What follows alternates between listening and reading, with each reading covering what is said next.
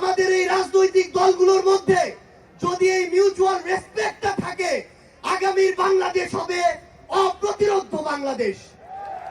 আমরা আপনাদেরকে অনুরোধ করি, বাংলাদেশের সরকারি যত কর্মকর্তা কর্মচারী আছে তারা যেন আর তাদের দায়িত্ব পালন বাদ দিয়ে তোষামোদীর রাজনীতিতে লিপ্ত না হয়। আমরা অনুরোধ করি, বাংলাদেশ পুলিশ নামক যে এই প্রতিষ্ঠানটিকে খুনি হাসিনা ধ্বংস করে দিয়েছে, সেই প্রতিষ্ঠানটি যেন কাজের মাধ্যমে তার গৌরবটি আবার ফিরিয়ে আনে। আমরা আপনাদেরকে অনুরোধ করি, সরকারি সকল অফিস আদালত যত কিছু রয়েছে, সে পুলিশ হোক, বিচারক হোক, আমলা হোক, দয়া করে জনগণ থেকে হাত পেতে ওই ঘুষের টাকা নিবেন না। দয়া করে জনগণের জন্য, জনগণের সাথে সামান্য স্বার্থের জন্য এই অন্যায়গুলো করবেন না। আমরা আপনাদের সামনে অনুরোধ করতে চাই, এই রাষ্ট্রীয় প্রতিষ্ঠানগুলোকে খুনি হাসিনা নিজ হাতে ধ্বংস করে দিয়ে গিয়েছে।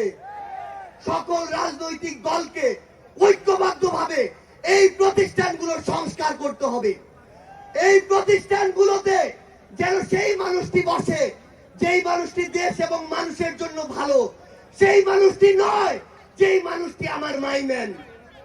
আমাদের একটি জিনিস লক্ষ্য রাখতে হবে, আমার সামনে আমার আহত যোদ্ধারা, আমার সামনে 16 বছর ধরে বিভিন্ন রাজনৈতিক দলের কিংবা নির্দলীয় যারা ফাইট করেছেন তারা বসে আছেন।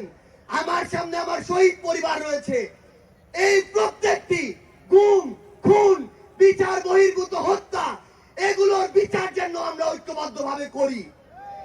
এই খুনি হাসিনার বিচার যেন আমরা ঐক্যবদ্ধভাবে করি।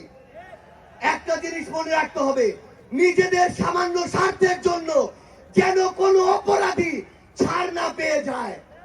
কোন অপরাধীর জন্য সুপারিশ নিয়ে আমরা যেন থানায় না যাই। কোন অপরাধীর জন্য সুপারিশ নিয়ে আমরা যেন কোনো বিচারকের কাছে না যাই। এই নতুন বাংলাদেশে ধ্বজভঙ্গ শিক্ষার সিস্টেম গুলো, এই কারিকুলাম গুলো আমাদেরকে ঠিক করতে হবে।